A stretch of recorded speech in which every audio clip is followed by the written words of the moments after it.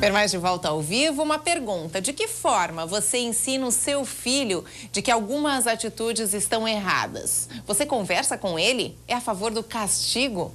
Uma grande polêmica em relação a isso, mas castigar não significa punir fisicamente. O importante é que os pequenos entendam onde erram e por que erram e sintam-se seguros para não cometer aquele mesmo erro novamente.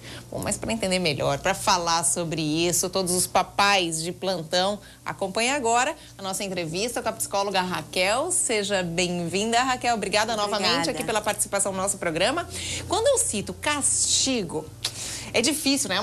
A palavra em si já assusta, né, Raquel? Falando em castigo. Mas castigo propriamente tem que ser uma surra ou pode simplesmente ser aquela repressão de uma atividade que o filho gosta de fazer? Então, Susan, antes de começar a falar a respeito do castigo, o que eu preciso colocar para a população, mamãe, papai, né? Até mesmo escola, professores... Bater nunca, gritar jamais, diálogo sempre.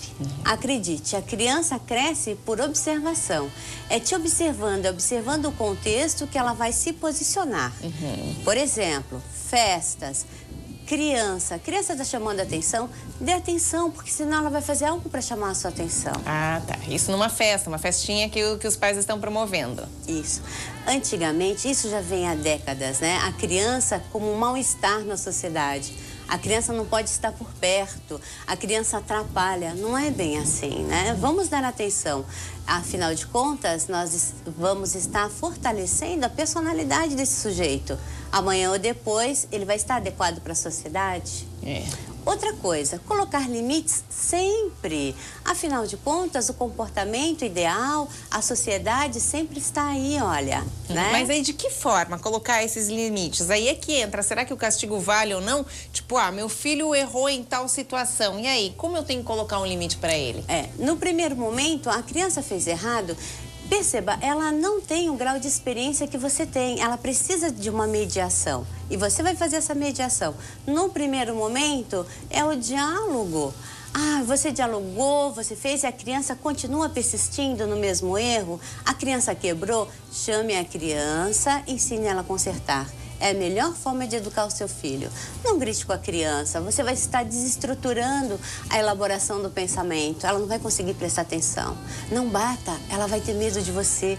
Quando você não estiver por perto, com certeza, ela vai repetir o mesmo erro. Temos que ter em mente a seguinte coisa, que não é uma criança com medo, é uma criança que aprende, é isso que eu quero. Interessante. Por que o limite é interessante? Para mim poder começar a trabalhar ou não com essa criança. Amanhã ou depois ela vai crescer, alguém vai falar não para ela. Como que vai ser? Talvez ela não vai conseguir ter tudo o que você sempre deu. Como que vai ser isso para ela? Né? Então, fazer essa mediação com os limites, com os erros, errar, ele não tem um grau de amadurecimento. Dito à mamãe e ao papai algo que é muito importante. Não diga ao seu filho, se coloque no meu lugar. Ele não vai se colocar, ele não tem esse grau. Tem muitos pais que fazem isso, é bem verdade. Outra coisa, castigos longos e demorados. Você vai ficar uma semana... Sem videogame? É perverso, não faça isso. A coisa tem que acontecer no ato, no aqui e agora. Tipo, nem um dia sem videogame, nem horinha sem videogame? A gente tá falando exemplo aqui do videogame, vai. Tá, não, sim, claro. Você vai ficar agora sem o videogame. Perfeito, mas você não vai prolongar isso. Você não vai prolongar isso por uma semana. É uma retirada muito brusca. É desta forma que a gente deve se posicionar. Ok, mas dessa forma, falando agora, citou o exemplo aqui do videogame. Dessa forma, o filho vai aprender, é dessa forma que, além do diálogo, desse castigo, ele vai conseguir fazer, você vai conseguir fazer com que o filho não repita aquele erro dele? Não. Eu vou conseguir a partir do momento que eu colocar ele para repensar naquilo que ele fez. Primeiro, eu vou dialogar. No primeiro momento, antes de eu tomar qualquer posicionamento, Susan, eu vou dialogar com a criança. Primeiro. Segundo, a criança continua persistindo no mesmo erro, eu vou fazer troca. Não vamos colocar como castigo, vamos colocar como trocas. Ótimo. Trocas e limites. Então, a troca que eu vou fazer, eu vou trocar o videogame. A criança continua persistindo, eu vou colocar ela para pensar e me trazer essa resposta dela. Como? Por que você acha que você fez errado? A mamãe dialogou com você, o que você fez não foi bacana, isso foi errado. A mamãe já tirou de você o videogame, agora eu gostaria que você pensasse sobre a ação que você fez. Por que isso é errado? A mamãe precisa entender de que forma que você entendeu isso. É assim. Nós precisamos ter essa resposta da criança. Nós precisamos ter esse feedback infantil. E uma coisa muito interessante que a Raquel colocou aqui é o fato da criança aprender por observação. Ou seja, a mãe que vai lá e diz assim, não grite com seu amiguinho, não berre com seu amiguinho, vai lá e tá berrando com o marido, digamos assim. Olha a observação que ela tem, a referência. Muitas vezes as escolas nos colocam e nos chamam a atenção para a criança que está sendo agressiva na escola. Porque está batendo no amiguinho, porque empurrou. E aí nos chamam a atenção, chamam os pais. Mas o meu filho nunca fez isso. Mas e eu? Eu fiz isso nele? Será que ele aprendeu que bater, ele está mudando alguma coisa no outro? Ou pelo menos está criando dor? O que não pode acontecer nunca? Não humilhe sua criança. Não faça isso, você vai estar baixando a autoestima dela. Com certeza, no futuro, esse sujeito não vai ter um bom comportamento, sendo humilhado. Um exemplo de humilhação que você diz aí, que você cita. Porque você fez errado, porque seu amiguinho fez certo. Você é burro, você é incompetente. Isso é humilhar, isso não é educar. Outra coisa, bonito ou feio é uma questão de estética. A criança errou, que feio. Não, isso é errado. Você errou. Citar o erro, falar a palavra erro. Erro, isso é um erro. Porque bonito e feio é uma questão de estética, Suzana. Legal, importante a gente falar isso. Isso. Outra coisa, a criança está fazendo alguma coisa de errado, nunca falar, a mamãe vai embora, vai te abandonar, o papai vai embora, vai te abandonar. Você vai tornar esse sujeito inseguro, ansioso. Não é isso que queremos. Queremos mediar, queremos educar. A criança te chamando a atenção, poxa, dá atenção. Afinal, é uma criança, necessita ser mediada.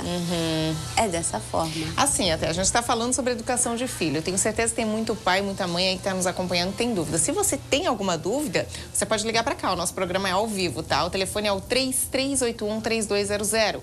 3381-3200. Raquel, você falou muito do diálogo, que seria a primeira forma de tentar fazer com que o filho não repita aquele erro. Depois falando da troca, o castigo que a gente citou, e depois fazendo com que ele pense. Foram as 3 sugestões aí que você passou. Mesmo.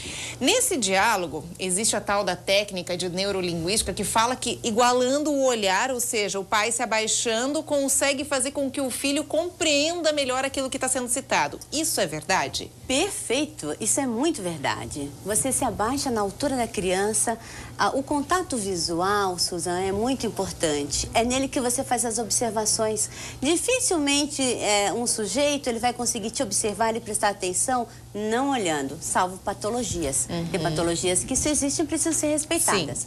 Né? Mas, tirando o caso da patologia, você se abaixar na altura da criança e fazer com que ela tenha essa tomada de atenção, que nós chamamos de atenção compartilhada, é importantíssimo. Perfeito. E quais são as características para formar a personalidade, também a partir de quantos anos de um filho? Assim, com 1 mês e meio intrauterino, nós já começamos a formação do feto. Nela já começa ali memória, e essa memória vai de 1 mês e meio intrauterino até 2 anos de idade, que nós chamamos de memória não declarativa. Então, muitas vezes, o sujeito, a criança, passa por fases da vida que ela não está tão bem, que são fases sazonal, do que a criança vai aí ficar mais nervosa ou mais introspectiva. Mas para a mamãe, cuidado com a gestação, né? Existe um ser ali que ele está conseguindo captar muito de você e muito do ambiente. Não é só para a mamãe, é para a mamãe, é para o papai também tomar cuidado com o que diz para essa mamãe, né? Olha só. É importante. Cuidamos do sujeito desde a hora que ele já está no ventre. Gente, olha, o doutor Bellarmino já falou sobre isso aqui no programa, agora a Raquel reforça isso, então viu só? A partir do momento que você já está com o seu filho ali na barriga, ele já está sentindo aquilo que você está falando, já está escutando, formando personalidade que a gente citou aqui.